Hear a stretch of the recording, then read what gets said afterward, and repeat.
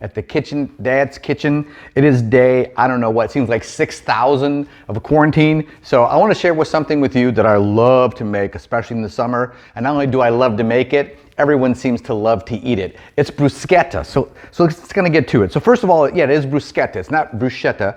That's kind of the American pronunciation, but it's bruschetta. And it's simple. It's great when you maybe want a little something to eat, but you want something very heavy. Super flavorful. Let's just get to it. First thing we need is some great tomatoes, right? The better the tomatoes they are, the more ripe they are.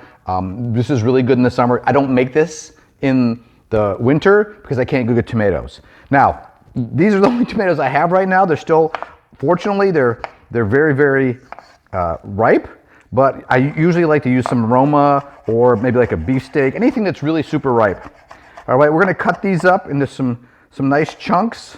We don't want them too big. We don't want big pieces. We kind of want smaller pieces. Some more here. The first time I ever had bruschetta, believe it or not, was my wife introduced me to this, kind of an American version, and then through our travels, we had it in Italy and learned more about it, and so that's why I wanted to bring it to you.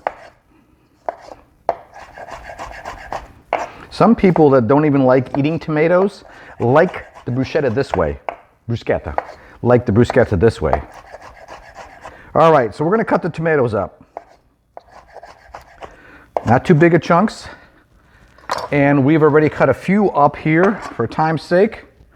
See, the best way to do this is to go this way. All right, all right, we've got our tomatoes.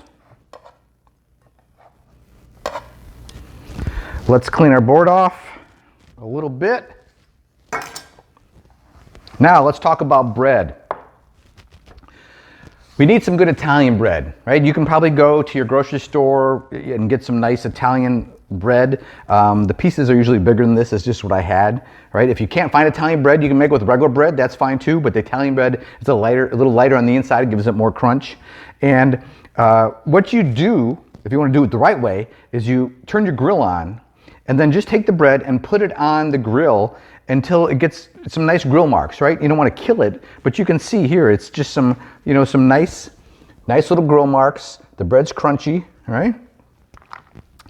And I like to cut the tomatoes up first because that way they're kind of marinating in their own juices while we're grilling the bread. We can pull the bread right off the grill. All right, so now at this point, you're gonna take a clove of garlic, raw garlic, yes. And you're gonna just take the bread, and you're gonna brush it along the bread. The bread acts as kind of a grate, right? And it brings some of the garlic flavor into the bread without having big chunks of garlic in with your tomatoes. You can see, it's kind of grated it down. Now, you want a good quality olive oil or any olive oil that you have, you need to use olive oil. We're not talking any other canola oils, shouldn't be eating that anyway, but we want whatever kind of olive oil that you have. And then we want to go ahead and we want to put it on the bread. You're not going to completely drench it, but enough to cover a good portion of the bread. Now, traditionally, this is it. This is bruschetta, because in Italy, they use the bread to taste that season's of fresh harvest of olive oil. We like to add toppings. You can have a lot of different toppings. This is probably the one most common. So the tomatoes. So we've got our tomatoes, and we're going to add a nice amount to each piece of bread. Not only does this look great, but it smells great. I know we don't have smell-o-vision. I wish we did. But you can do this at home. And, I try to eat a lot of bread, but, sometimes this is just what I call food for the soul, right? There's food for the soul and there's food for your body. This is more of the foods for your soul. All right, so we got some tomatoes. Now, I'm going to add a little fresh ground pepper. This is some pepper that I've ground. And a little bit of salt. If you want, you can do this beforehand, and you can do it with the tomatoes and just mix it up.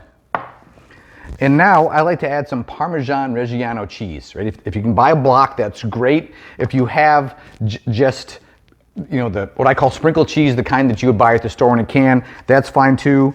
All right. Don't be stingy. All right. And then at this point, we need some basil.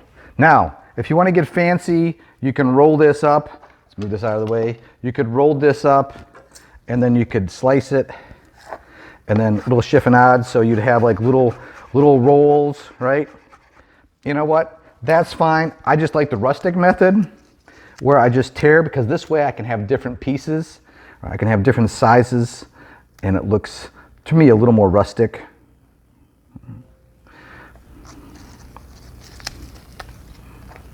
Gosh, this looks so good. This is great if you're going to do maybe a board, you know, a charcuterie board, or if you want to have this with some wine in the summer. And folks, that's about it. This is one of my favorite things to eat. This seems to be one of the favorite things for other people to eat. So here's some bruschetta. You got to give it a shot and keep on cooking.